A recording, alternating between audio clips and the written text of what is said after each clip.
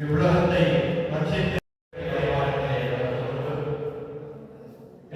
இன்றைய சிந்தனையாக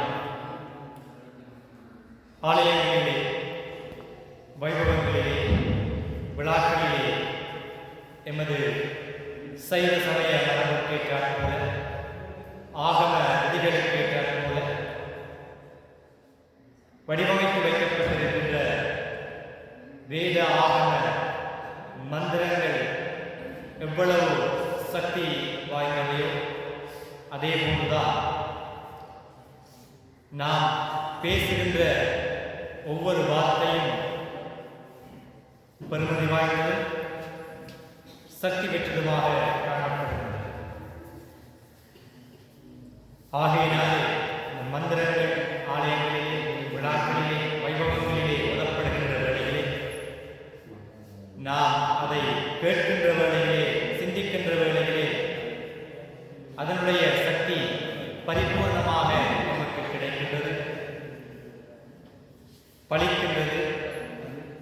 அந்த வேளையிலே நாம் பேசுகின்ற வேளை அந்த மந்திரங்களுக்கு இடையூறாக வந்து அதனுடைய சக்தி விளக்கப்படுகின்றது. ஆகையிலேதான் ஆலயங்களிலே, பூஜை வழிபாடுகளிலே அமைதியாக இருக்க வேண்டும், பிற சிந்தனைகளை தவிர்க்க வேண்டும்.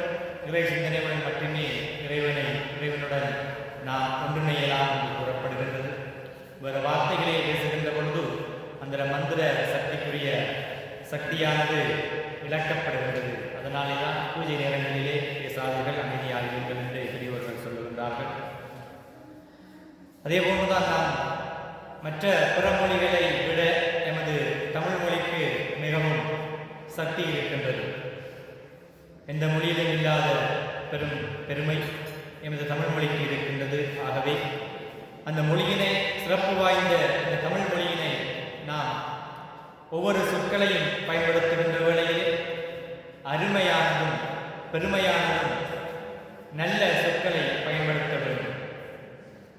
பிறருடன் பேசுகின்ற வேளையிலே தேவையற்ற விடயங்களை பேசுவதை தவிர்த்து, எந்த விடயங்களை பேசுவதனால் எமக்கும் பிறருக்கும் பயன் பெறுமோ அந்த விடயங்களை நாம் பேசுகின்ற வேளையிலே அவருக்கும் பிரயோசனப்படும், நமக்கும் பிரயோசனப்படும். ஆகையினாலே நல்ல சொற்களை தேர்வு செய்து நல்ல விடயங்களை பிறருடன் பேசுவோம் என்று இத்தருணத்திலே கேட்டுக்கொண்டு, மேல்நிலை செய்வதை விளங்குக அகில உலகமெல்லாம்.